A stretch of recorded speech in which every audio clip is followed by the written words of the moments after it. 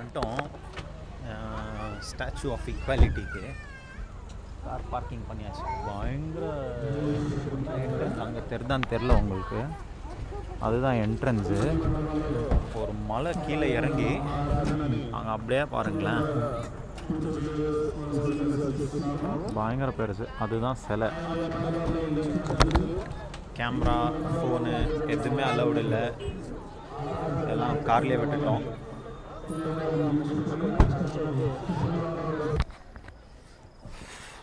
ஃபைனலாக பார்த்து முடிச்சுட்டு பார்க்கிங் கிட்ட வந்துட்டோம்.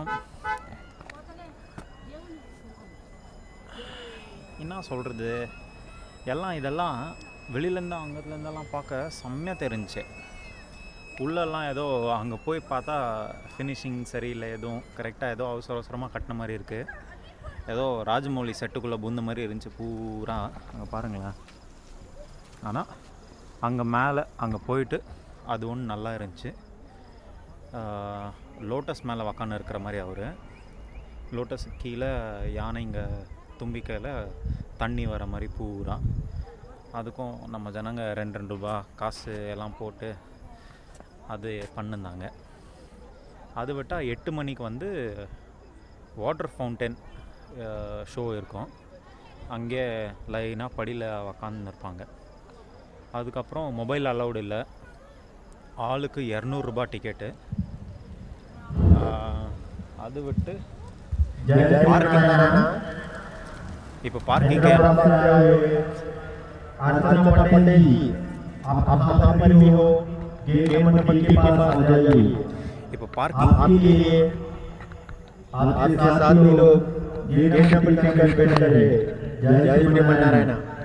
யாரோ தொலைஞ்சிட்டு இருக்காங்க போல. அனௌன்ஸ்மெண்ட்டு.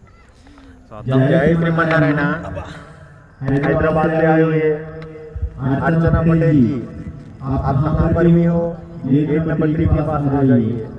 आपके लिए आपके साथी लोग गेट नंबर 3 पर इंतजार कर रहे हैं आपका. जय श्रीमन्नारायण. டிக்கெட் 200 ரூபாய் என்ட்ரன்ஸு. ஃபோன் அலௌடு இல்லை, ட்ரெஸ் கோட் எதுவும் இல்லை.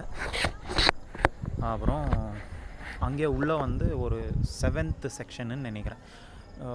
இவரை சுற்றி ஸ்டாச்சு சுற்றி 108 ஏதோ திவ்ய தேசங்கள் அப்படிங்கிற மாதிரி கான்செப்டில் பண்ணியிருக்காங்க. சுற்றுறதுக்கு ஒரு அட்லீஸ்ட் 3-4 ஹவர் ஆகிடும். நாங்கள் வந்து டைரெக்டாக போனோம். ஒரு 7 கோயில் நம்ம முடித்தோம். அங்கே 7வது கோயில்கிட்ட வந்து ஃபோட்டோ வந்து இவங்களே எடுத்து தராங்க. அதுக்கு வந்து நீங்கள் வெளியே கேட் 8 கிட்ட வந்து கலெக்ட் பண்ணிக்கணும்.